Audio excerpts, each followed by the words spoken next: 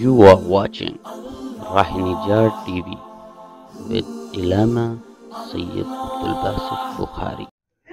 اعوذ باللہ من الشیطان الرجیم بسم اللہ الرحمن الرحیم قال اللہ تعالی فی الکلام المجید والفرقان الحمید وَإِذَا طَلَّقْتُمُ النِّسَاءَ فَبَلَغْنَ أَجَلَهُنَّ فَأَمْسِكُوهُنَّ بِمَعْرُوفٍ أَوْ سَرِّحُوهُنَّ بِمَعْرُوفٍ وَلَا تُمْسِكُوهُنَّ ضِرَارًا لِتَعْتَدُوا وَمَنْ يَفْعَلْ ذَلِكَ فَقَدْ ظَلَمَ نَفْسَهُ وَلَا تَتَّخِذُوا آيَاتِ اللَّهِ هُزُوًا وَاذْكُرُوا نِعْمَةَ اللَّهِ عَلَيْكُمْ وَمَا أَنزَلَ عَلَيْكُمْ مِنَ الْكِتَابِ وَالْحِكْمَةِ يَعِظُكُمْ بِهِ وَاتَّقُوا اللَّهَ وَاعْلَمُوا أَنَّ اللَّهَ بِكُلِّ شَيْءٍ عَلِيمٌ وَإِذَا طَلَّقْتُمُ النِّسَاءَ فَبَلَغْنَ أَجَلَهُنَّ فَلَا تَعْضُلُوهُنَّ أَن يَنكِحْنَ أَزْوَاجَهُنَّ إِذَا تَرَاضَوْا بَيْنَهُم بِالْمَعْرُوفِ ذَلِكَ يُوعَظُ بِهِ مَنْ كَانَ مِنْكُمْ يُؤْمِنُ بِاللَّهِ وَالْيَوْمِ الْآخِرِ ذَلِكُمْ أَزْكَىٰ لَكُمْ وَأَطْهَرُ وَاللَّهُ يَعْلَمُ وَأَنْتُمْ لَا تَعْلَمُونَ۔ صدق اللہ العظیم۔ سامعین محترم، ترجمہ سماعت فرمائیے۔ رب ذوالجلال ارشاد فرما رہے ہیں، اور جب تم عورتوں کو طلاق رجعی دو پھر وہ اپنی عدت کی میعاد کو پہنچیں تو انہیں دستور کے مطابق اپنے نکاح میں روک لو یا ان کے حسن سلوک کے ساتھ انہیں چھوڑ دو۔ ان کو ضرر پہنچانے کے لیے نہ روکو تاکہ ان پر تم زیادتی نہ کرو، اور جس نے ایسا کیا بے شک اس نے اپنی جان پر ظلم کیا، اور اللہ کی آیتوں کا مذاق نہ بناؤ، اور تم پر جو اللہ کی نعمت ہے اس کو یاد کرو، اور اللہ نے تم پر جو کتاب اور حکمت نازل کی ہے وہ تم کو اس کی نصیحت کرتا ہے، اور اللہ سے ڈرتے رہو۔ یقین رکھو کہ اللہ ہر چیز کو خوب جاننے والا ہے۔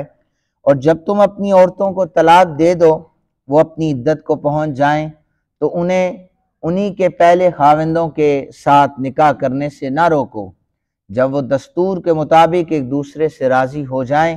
اس حکم کے ساتھ ہر اس شخص کو نصیحت کی جاتی ہے جو اللہ اور یوم آخرت پر ایمان رکھتا ہے۔ یہ حکم تمہارے لیے زیادہ ستھرا اور پاکیزہ ہے، اللہ ہی جانتا ہے کہ تم نہیں جانتے۔ یہ آیات کا ترجمہ ہے۔ سامعین محترم، طلاق کے حوالے سے، نکاح کے حوالے سے یہ سلسلہ جاری ہے آیات کا۔ لاریب کلام ہے، رب ذوالجلال نے انسان کی ہر چیز میں رہنمائی کی ہے۔ وہ ازدواجی زندگی ہو اس میں بھی اللہ رب ذوالجلال نے اپنی کتاب کے ذریعے سے ہماری رہنمائی فرمائی ہے۔ اب دیکھنا یہ ہے کہ ہم کتاب کے مطابق کتنی زندگی بسر کر رہے ہیں اور کتنے اللہ کے فرامین پر عمل کر رہے ہیں۔ ہوتا یہ تھا کہ کوئی شخص اپنی منکوحہ کو طلاق دیتا تھا، عدت گزرنے ختم ہونے میں 3 دن باقی ہوتے تھے، وہ رجوع کر لیتا تھا۔ دوبارہ وہ رجوع کرتا، پھر طلاق دے دیتا، اور پھر عدت کو 2 دن رہتے وہ دوبارہ طلاق دے دیتا۔ یوں 9 مہینے کا عرصہ گزر جایا کرتا تھا۔ تو تب یہ آیت نازل ہوئی کہ اپنی عورتوں کو ضرر پہنچانے کے لیے عدت میں نہ روکے رکھو، یعنی جب تم دیکھو کہ تم انہیں نان نفقہ نہیں دے سکتے، ان کے حقوق پورے نہیں کر سکتے، تو پھر انہیں کسی قسم کا نقصان نہ پہنچا، انہیں آزاد کر دو۔ تو اب یہ چونکہ زمانہ جاہلیت میں چلا آ رہا تھا، قرآن ساتھ ساتھ، یعنی ویسے تو قرآن لوح محفوظ پر تھا، لیکن موقع کی مناسبت سے جب جب ضرورت پڑا وہ اللہ کے نبی کے قلب اطہر پر رب ذوالجلال نے اس کو نازل فرمایا کہ یہ چیزیں ہیں، یہ ایسے ہو رہی ہیں، اور ان کی رہنمائی کے لیے قرآن حکیم نے پھر وہ آیات اللہ تعالی نے نازل فرمائی، کیونکہ عورتوں کو نقصان پہنچانا تھا، فضول میں انہیں اپنے پاس قید رکھنا، انہیں نان نفقہ نہ دینا، عدت پوری ہونے قریب ہو وہ آزاد ہونے لگے تو فوراً ان سے رجوع کر لو، پھر رجوع ہو جاتا، دوبارہ وہ اس شخص کی قید میں رہتی تھی۔ علامہ قرطبی رحمۃ اللہ تعالی علیہ نے لکھا ہے کہ اللہ تعالیٰ نے اس آیت میں دستور کے مطابق عورتوں کو نکاح میں رکھنے کا حکم دیا ہے، اور دستور کے مطابق رکھنے کا مطلب یہ ہے کہ خاوند اس کو کھانے پینے کا خرچ دے، اگر یہ نہیں دے سکتا تو پھر اس کو طلاق دے دے۔ ہمارے معاشرے میں اس سے برعکس زندگی گزاری جا رہی ہے۔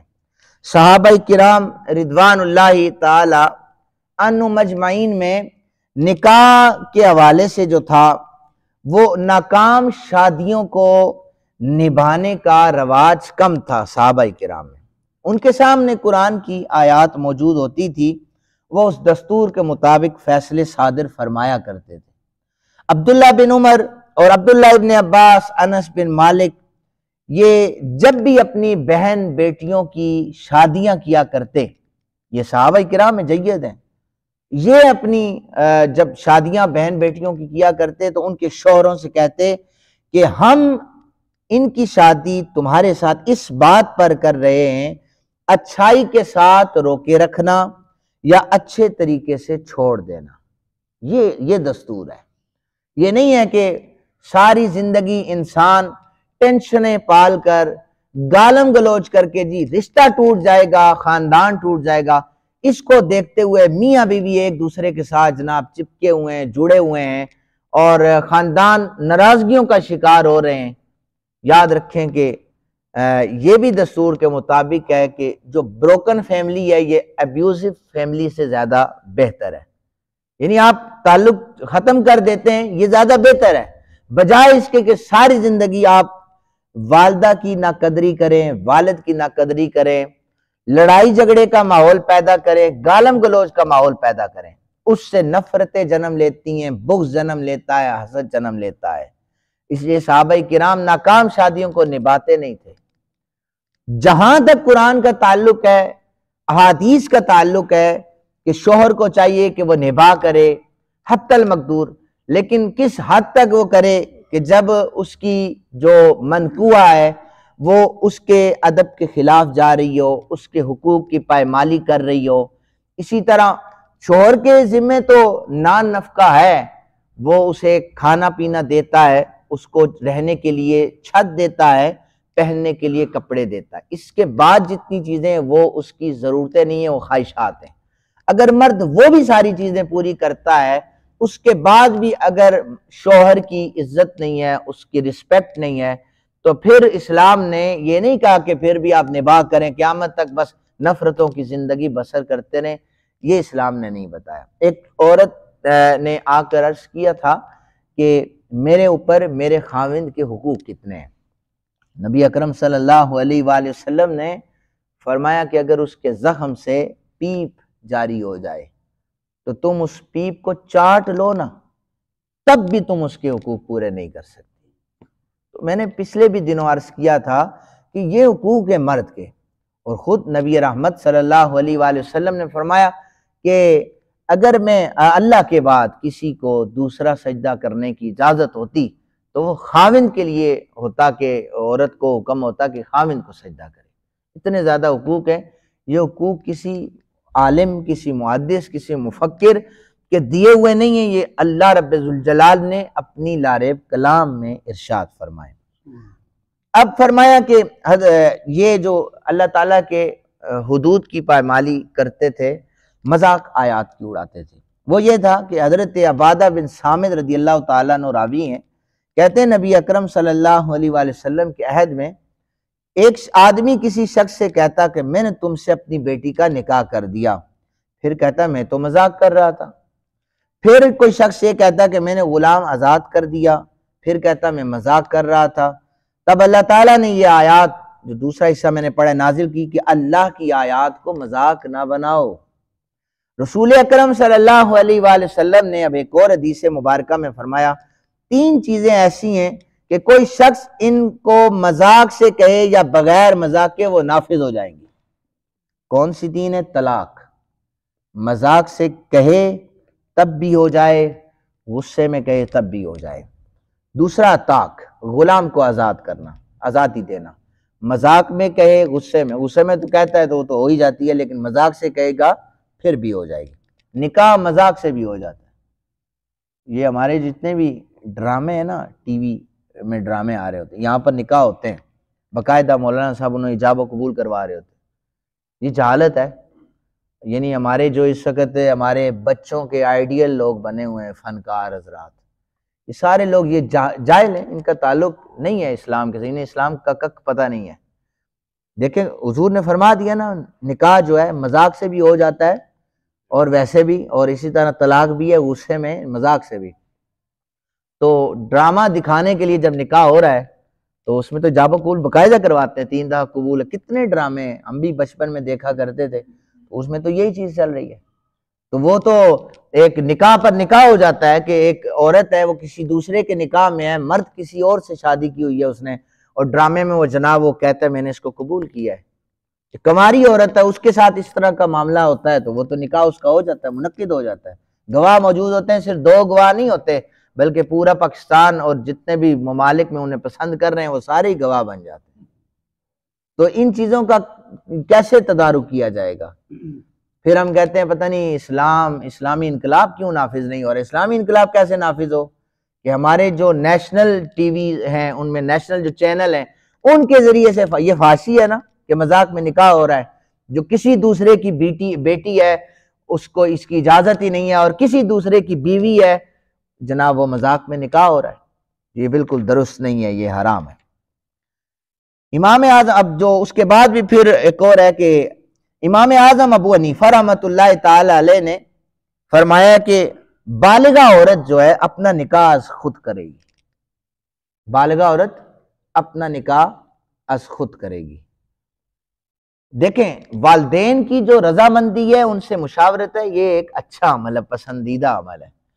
والدین کو چاہیے کہ اپنے بچیوں کو پوچھیں کہ آیا تمہارا نکاح فلاں جگہ پر کرنا چاہتے ہیں، کیا تمہیں وہ شخص پسند ہے؟ یہ پوچھنا ہے. میں آگے حدیثیں سنانے لگوں آپ کو. تو اب والدین پوچھتے نہیں ہیں، نسل در نسل چلا آ رہا ہے جی، رواج قائم ہے جی، بچوں کی کیا مجال ہے ہمیں ہمارے آگے کوئی بات کرے، بس جو فیصلہ ہم نے کر دیا وہی ہوگا. ایسا نہیں ہے، اسلام نے اس چیز کی اجازت نہیں دی. بھئی نکاح جس نے کرنا ہے، جس نے ازدواجی زندگی گزارنی ہے، اس سے پوچھیں وہ کیسے اس کے ساتھ رہے گی.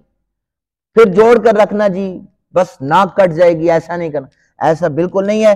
امام اعظم ابو حنیفہ رحمۃ اللہ تعالی علیہ نے احادیث سے جو استدلال کیا ہے، وہ پہلی حدیث مبارکہ میں مسلم شریف سے پڑھ رہا ہوں.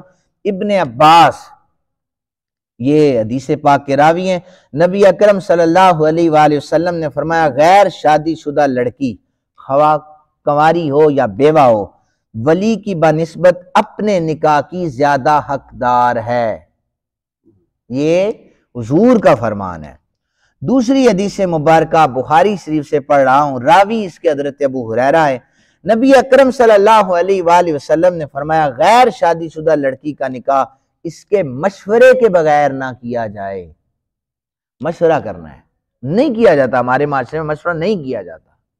یہ بالکل آپ سارے لوگ، اللہ تعالیٰ نے بیٹیاں دی ہیں، پھر میں خود بھی کتنے نکاح پڑھا چکا ہوں، پھر معاشرے کا حصہ ہے ہم سارے. نہیں پوچھا جاتا، بس یہ کہا جاتا جی والدین کی رضا ہے جی، ہمارے بچے بڑے باادب ہیں وہ بولتے نہیں ہیں. یہ پوچھ لینا بے ادبی بھی نہیں ہے، مشورہ کر لینا بے ادبی نہیں ہے. آپ بچے سے پوچھیں، بیٹی سے پوچھیں کہ دیکھیں آپ بالغ ہو چکی ہیں، بالغ ہو چکے ہیں، آپ کا نکاح فلاں جگہ کر دیں. اگر وہ کہتے ہیں وہ مطمئن ہیں تو یہ تو حدیث نے بتایا. تیسری حدیث مبارکہ پھر بخاری سے پڑھ رہا ہوں، حضرت خنساء بنت حزام انصاریہ بیان کرتی ہیں کہ ان کے باپ نے ان کا نکاح کر دیا، در حالانکہ وہ بیوہ بھی تھی اور ان کو یہ نکاح ناپسند تھا. وہ حضور کے پاس آئی، یا رسول اللہ مجھے یہ نکاح پسند نہیں ہے، میرے ابا نے میرا نکاح کر دیا ہے.